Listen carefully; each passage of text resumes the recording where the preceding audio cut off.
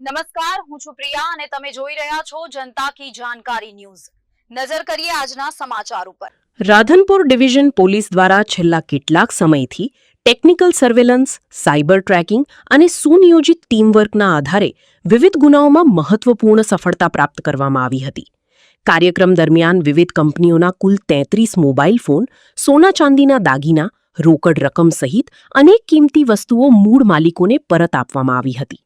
Cyber ફ્રોડના કેસોમાંથી પણ લાખો રૂપિયાની રકમ રિકવર કરી પીડિતોને પરત અપાતા લોકોમાં ખુશીનો માહોલ જોવા મળ્યો હતો।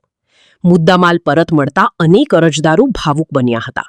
એક મહિલા અરજદારે જણાવ્યું હતું કે તેમના મોબાઈલમાં રહેલી પરિવારની યાદો અને બાળકના ફોટા પરત મળતા તેમને અત્યંત આનંદ થયો છે। રાધનપુર ડિવિઝનના ડીવાયએસપીએ જણાવ્યું હતું કે તેરા તુજકો અર્પણ કાર્યક્રમનો મુખ્ય હેતુ માત્ર મુદ્દામાલ પરત કરવાનો નથી, પરંતુ પ્રજાનો પોલીસ પ્રત્યેનો વિશ્વાસ વધુ મજબૂત કરવાનો છે।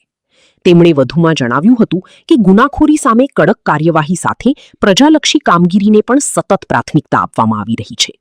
રાધનપુર પંથકમાં પોલીસની આ કામગીરીને વ્યાપક પ્રશંસા મળી રહી છે અને સોશિયલ મીડિયા પર પણ લોકો રાધનપુર પોલીસને સલામ કરી રહ્યા છે।